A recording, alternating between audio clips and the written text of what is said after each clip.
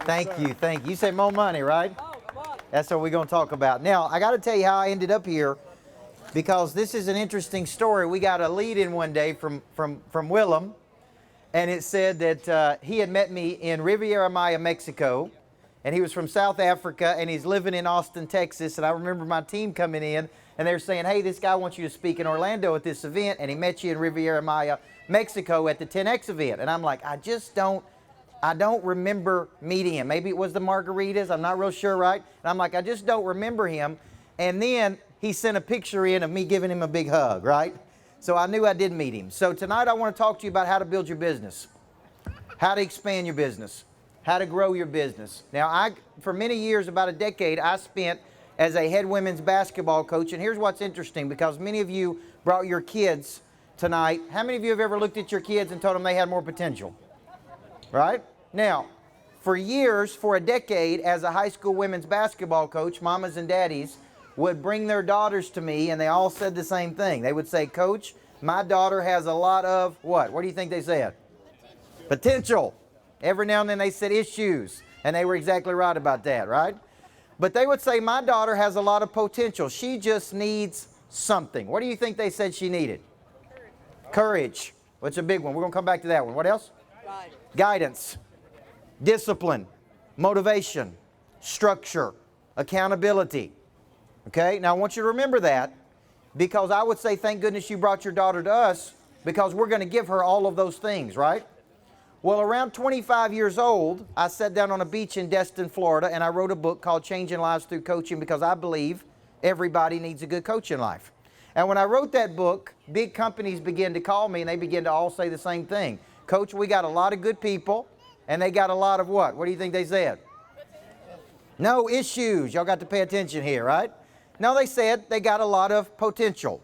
And that's what we're going to talk about tonight, because potential is just kinetic energy that's stored until utilized. I don't think we can reach our own potential. I think we need the help of another person to drive our own potential.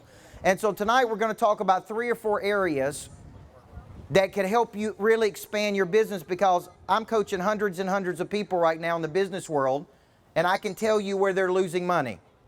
People are always more motivated by what they'll lose than what they'll gain. And right now, when you think about your particular business, there's 3 or 4 areas I think we're losing money, okay? And I'm going to go through those, because if you just fix these 3 or 4 areas, you're going to make and keep a lot more money. Now, remember this.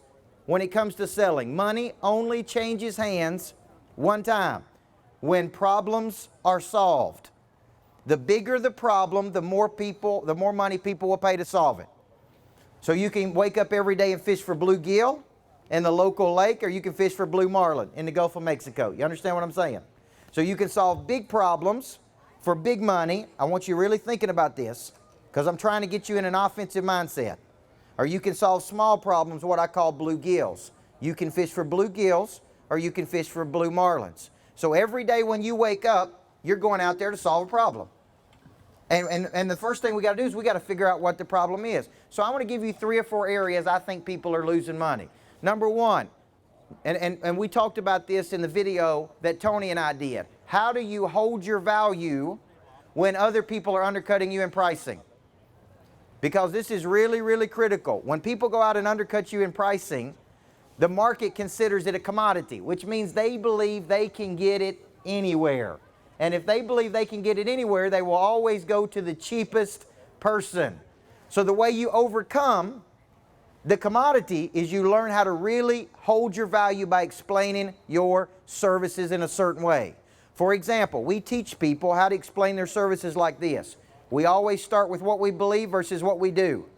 So I want you thinking about that right now. People do business with other people that believe the same things they do. Okay? So first you got to know what it is you believe. Because of that belief, you got to get clear on this is what we do. This is how we do it different than everybody else that's out there. This is everybody we're doing it for, right? And if we could do this for you just like we've done it for everybody else, what in the world will stop us from doing business with each other? Money changes hands when? One time when? When problems are solved. So selling becomes easy. We go out and we look for problems. Now, when they call in and they say, well, I could get it cheaper down the road, or I could get it cheaper with somebody else. Well, let me tell you what it is we believe. Let me tell you why we believe it. Let me tell you what it is we do. Let me tell you how we do it different than everybody else. And I could understand why you'd want to get it cheaper, but you can't get us. I always say you can dine on 99-cent hamburgers or filet mignon steak, but you always get what you pay for, right? So holding your value is first starting by you understanding what your value is. So instead of lowering the value, instead of lowering the price, increase the value. And the way you increase the value is you show them the incredible value of a reliable, dependable person who's going to show up early, who's going to deliver the goods, who's going to follow up after the experience. And every person in this room will pay more money for that type of service. Wouldn't you agree? So if you get into a price war, this is up to you to show what it is you create and how you create this value. So the first place I think people are losing money is in how they explain what it is they do. So if I were to walk around tonight and ask, and I've been asking you, what do you do? This is the number one question you're going to get asked when you meet a new person, right? What do you do? Instead of telling me what you do, what you should say is, let me tell you what I believe. And let me tell you why I believe it. And let me tell you what our company does. Let me tell you all the ways we do it different than everybody else. Let me tell you everybody we're doing it for. And if we could do this for you, like we're doing it for all these other people, what would stop us from getting started? Okay? Now, second place I think we're all losing money is in how we attack a week. Now, when I was a high school basketball coach, let me tell you what I had a rule of. I wanted to get the ball to the midline in less than 2.3 seconds. Now, let me tell you why I wanted to do that. If I could get the ball to the midline in 2.3 seconds, I was constantly on offense. I was constantly pushing. I was constantly moving. And so in the second half, many of the teams we're playing against would retreat. They're constantly retreating. We would wear them down. And then I got into the business world and I saw that most people operate from a defensive posture, which means they don't have enough strategies to go out and get customers. They're not working multiple things. So what I like to do is I like to show people my planner. Because if you're going to get in an offensive mindset, we got to get you thinking about how you come into the day. So what I do every day is I make up my mind the night before exactly what I'm going to be attacking. Every day we need to be doing 4 things if we're going to grow our business. Number 1, we need to be calling on new business every day. Could you do 3 to 5 things every day to get new business? How many people would do that? You got to be calling on new money every single day. The second thing you need to be doing every day is you need to be calling on people who have indicated interest in your services. And how many touches do we need to go? 7 to 15 touches. Because that's what it takes 80% of the time to convert a prospect to a client.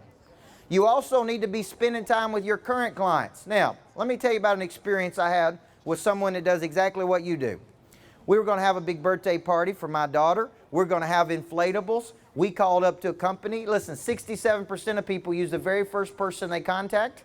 They don't use the best one. They don't use the most experienced one. They use the first one. So we call a company. We use them. They come out. They call before. They deliver the goods. We bounce around in the bouncy house. Everybody loves the bouncy house. They come get the bouncy house. And guess what? We never heard from them again. See, my daughter was only 3 years old when we did the bouncy house. You think we might have done that at 4? You think we might have done it at 5? You think we might have done it at 6? You think we might have told friends? What about all the other friends that were there? Nobody ever followed up. So I don't look in terms of 1. What I want you to do is start thinking in terms of how do I get 5, 6, 7. How many of you believe every day at your current job is an interview for your next job? Every day with your current customer is an interview for your next customer, right? So I want you thinking when you leave here, every day you need to be calling on new business, every day. 5 days a week, 6 days a week, as many days as you're working, you need to be calling on. Because what will happen is you'll get so busy running your business that you're not calling on new business. Every day you need to be trying to close people that have indicated interest in your services. How many touches are we going to go? 7 to 15 touches. Because that's how many times it takes 80% of the time. Every day we need to be loving on our current customers, spending time with them, because I believe there is 3 to 5 referrals. Wouldn't you agree? And every day we need to be calling on our biggest customers. So let me ask it to you this way. What is the largest check you have ever cashed in your life? And where did it start? And where did it come from? And how did it originate? And why haven't you gone back there and got some more of those? Because like gravitates toward like. Association breeds assimilation. I want you thinking right now, referability is when great people go tell other great people how great you were. Now here's what I know. When I say like gravitates toward like, your best customers are the ticket to your next customers because they talk, they communicate with each other. Now I want you to think about that. So why are we not going back there? See, we go out and sell like this. And we have a wide front door. What we should be doing is going, who would write us the biggest check for our services? And where do those people go? And how do I get in front of them? And how do I close them? So when you're thinking about where we're losing money, hey, we're losing money in how we explain our services. We're losing money because we're not attacking a day. Every day you need to be doing 3 to 5 things to get new customers. Every day we need to be following up. Every day we need to be loving on new customers. And every day we need to be spending time with our biggest customers. Imagine 25 people sending you 3 referrals a year. 75 new opportunities every single year out of just 25 people. See, what we're doing now, guys, is we're getting focus. Now we're playing offense. Now we're playing offense. So there's 3 things Tony asked me to talk about. 1, how do you hold your value? You hold your value in how you explain your services. And the next time somebody wants to undercut you on pricing, instead of lowering the price, I want you to increase the value. Instead of lowering your price, I want you to increase the value. Oh, I'll tell you what else we could do. Not only could we do this, but we could also do this, this, and this. He wanted me to talk about following up. He wanted me to talk about follow-up. Follow-up, we're going to go 7 to 15 times, but here's the problem with the follow-up. And I wrote a book on this called $1 Million Follow-Up. If you told me 80% of the time it's going to take 7 touches, there are different types of touches, which means there are linear touches, which means I come right at you and ask you for the sale.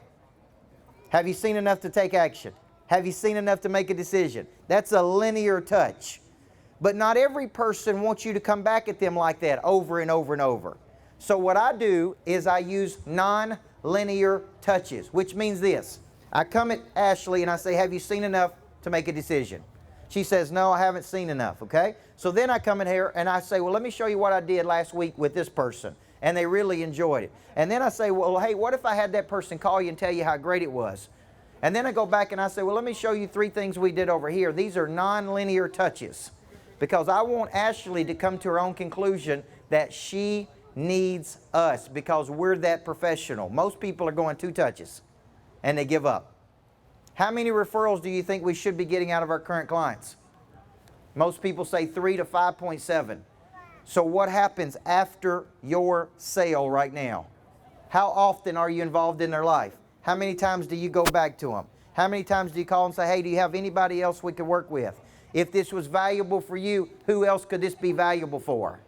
Right? So the follow-up is not only before the sale, I raised my hand and said I'm interested. The follow-up is after the sale, because after the sale is where I get the referrals. Everybody with me here? So how many people think they could do a better job in one of those 2 areas? Before the sale, 7 touches, right? Linear, non-linear. After the sale, following back up and staying in their life. Now, how do we ask for a referral? A referral is when great people tell other great people how great you are. So I go to Willem and I say, Willem, was this valuable for you? And he says, yes, right? Don't look so serious, Willem. You scare me, brother. So I go to Willem and I say, hey, was this valuable for you? And he says, oh, yes, it was incredibly valuable. Who else do we need to be helping, Willem? You see how easy that was? When's the best time to ask for a referral? Right away. Right in the middle of the sale and at the moment that they're tickled to death. See, if you live with anybody long enough, you'll find something you don't like about them, right? So here's the deal. The best time to ask for a referral is in the beginning. And always remember this. If we acted at the beginning, at the end of a relationship like we acted at the beginning, there would never be and end. So the best time to ask for a referral is right during the sale. Hey, Willem, if it's been good for you and we treated you good, who else do we need to be helping? And the moment that we are servicing them, we need to be asking for referrals. Because he may say, oh, call this person, call this person, call this person. So the follow-up, the fortune really is in the follow-up. How many people think they're losing money after the sale? Because they're not staying involved in their life enough. So when you leave here, I want you to really get focused, because look at where you're losing money. Losing money by dropping price versus increasing value. Losing money by not following up when a person says, I'm interested. Losing money after the sale, okay? And so these are three big places that we're all losing money. Now, Tony also asked me to talk about hiring great employees. Now, let me tell you why this is critical. Number one, do you believe there's good employees out there in the world? 7.5 billion people on planet Earth. Surely to goodness we can find 4 or 5 that are pretty good, right? So when you think about this, you've got to make up your mind that to attract other people, we must become attractive. To attract other people, we must be attractive for good people to come and work with. Everybody follow me here? And that's by the energy that we put out to the market. So routinely in a given week, we attract X number of people that want to come work with us. And they say, hey, I'm in a static environment. Now think about this, because we're only in 1 of 3 states. Dynamic, static, entropic. We are on fire, engaged, excited, enthusiastic, and people are attracted to that. They're attracted to dynamic people. Or we're static. Give me some words for static. Boring, stuck, in a rut, complacent. And you know what the word complacent means? Gradual settling to a place of mediocrity. Nobody sends their kids off in the morning to school and says, hey, sweetheart, why don't you go gradually settle to a place of mediocrity, right? Well, here's the problem. Sometimes we're running static work environments and we're like, why can't we get any good people? Why aren't anybody attracted to come work with us? People want to be engaged with dynamic leaders. They want to be around people that are moving and going places and exerting force and creating energy and becoming people of interest. That's what people want to be a part of. So you got to ask, if you're attracting workers that are not that strong, you got to ask yourself this question: what kind of energy are we putting out to the market? Are we putting out dynamic energy? Are we putting out static energy? Are we putting out entropic energy? To attract other people, we must become attractive. So how attractive is it to come work with you every single day? Now, let me ask you this question. When you start thinking about this concept of where we're losing money and where we're losing momentum, momentum is just energy headed in a direction. It is either positive energy or it's negative energy. How many people have been on the wrong side of momentum before? Okay? See, right now is one of the best times in the world to be building momentum. Pushing across the finish line. Building momentum for January. Starting off the new year on fire. So if I were coaching you, here's what I would tell you. And I want you thinking about this going into 2018. Number one, do you have a dominant focus? Dominant focus is a single, tangible outcome you would like to drive in a 12-month cycle as measured in 30-day windows. Single, tangible outcome. So if I were coaching you, I'd say, what is the number you want to hit? I want to hit $1 million. I want to hit $2 million. I want to hit $3 million. I want to hit $10 million. Now, we're going to take that number and we're going to backtrack it into 30-day cycles. And we're going to measure that number. So if you tell me I want to drive $1 million, that means we need to sell $83,333 a month. We need to hit that number 12 straight times. And every month we're measuring ourselves versus that number. Every month we're measuring where we are in relationship to our number. See, you got to run it like a business like this. Top line revenue, expenses, money out, taxes, paying yourself. And how do I know if it's a successful business? Is that you're generating excess cash that is giving you ability to reinvest in something in the future. So we start with our dominant focus and we work backward from that number. And what are we doing? We're using our strategies every single week to go out there and drive new business. Because there's 4 things we're calling on, right? New business, pipeline business, right? Current customers, our best customers. So think about this strategy. What if you had, how many people have at least 25 big clients that they think could bring them more referrals? How many people have that? 25. Let's say you have 500 customers.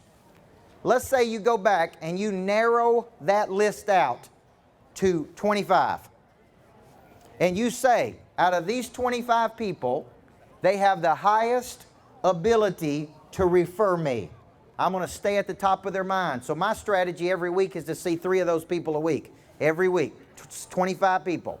And here's what happens. Those 25 people create 75 referrals over the course of our lifetime. Here's the best part.